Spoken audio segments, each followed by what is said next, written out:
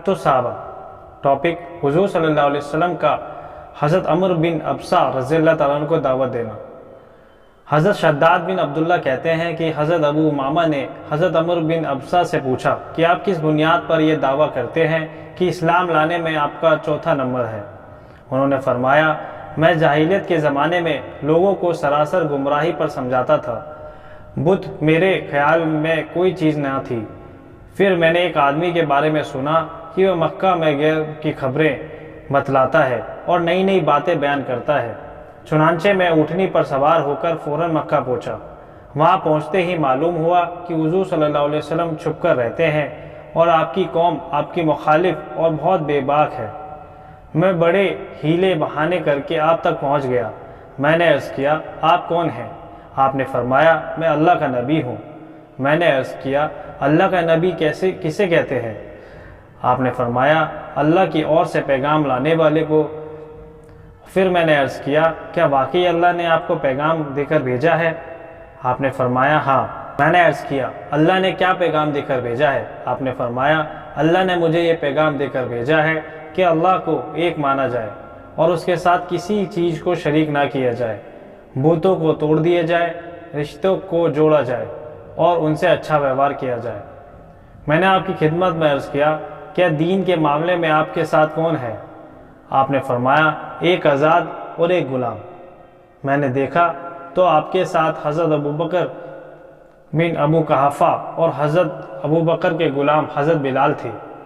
میں نے عرض کیا، میں آپ کی پیروی کرنا چاہتا ہوں، یعنی اسلام کو ظاہر کر کے یہاں مکہ میں آپ کے ساتھ رہنا چاہتا ہوں۔ آپ نے فرمایا، ابھی تو تمہارا میرے ساتھ رہنا تمہاری طاقت سے باہر ہے، اس لیے اب تم گھر چلے جاؤ اور جب تم سنو کہ مجھے غلبہ ہو گیا تو میرے پاس چلے آنا۔ حضرت عمر بن ابسہ فرماتے ہیں کہ مسلمان ہو کر میں اپنے گھر واپس آ گیا۔ حضور صلی اللہ علیہ وسلم ہجرت فرما کر مدینہ تشریف لے گئے۔ میں آپ کی خبریں اور آپ کے حالات معلوم کرتا رہتا تھا، یہاں تک کہ مدینے سے ایک قافلہ آیا۔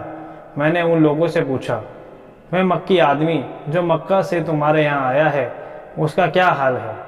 ان لوگوں نے کہا کہ ان کی قوم میں ان کو قتل کرنا چاہا، لیکن وہ قتل نہ کر سکے۔ خدا کی مدد ان کے اور قوم کے بیچ رکاوٹ بن گئی۔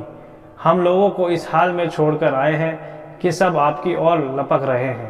حضرت عمر بن ابسہ کہتے ہیں کہ میں اپنے اونٹ پر سوار ہو کر مدینہ پہنچا اور حاضر ہو کر عرض کیا، اے اللہ کے رسول صلی اللہ علیہ وسلم، کیا آپ مجھ کو پہچانتے ہیں؟ آپ نے فرمایا، ہاں۔ کیا تم وہی نہیں ہو جو مکہ میں میرے پاس آئے تھے؟ میں نے عرض کیا، جی ہاں، میں وہی ہوں۔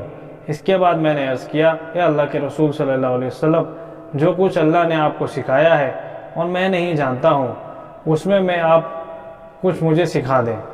اس کے بعد حدیث کا کافی حصہ ابھی باقی ہے۔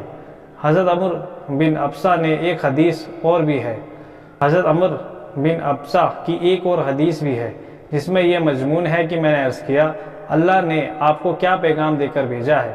آپ نے فرمایا، یہ پیغام دے کر بھیجا ہے کہ رشتے ناطے جوڑے جائیں اور انسانی جانوں کی حفاظت کی جائے، راستوں کو امن والا رکھا جائے، بتوں کو توڑا جائے اور ایک اللہ کی عبادت کی جائے، اس کے ساتھ کسی کو شریک نہ کیا جائے۔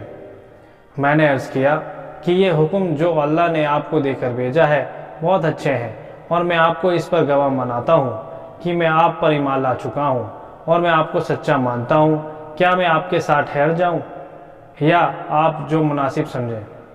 آپ نے فرمایا، تم خود دیکھ رہے ہو کہ جس دین کو لے کر میں آیا ہوں لوگ اسے کتنا برا سمجھ رہے ہیں، اس لیے اب تم اپنے گھر چلے جاؤ۔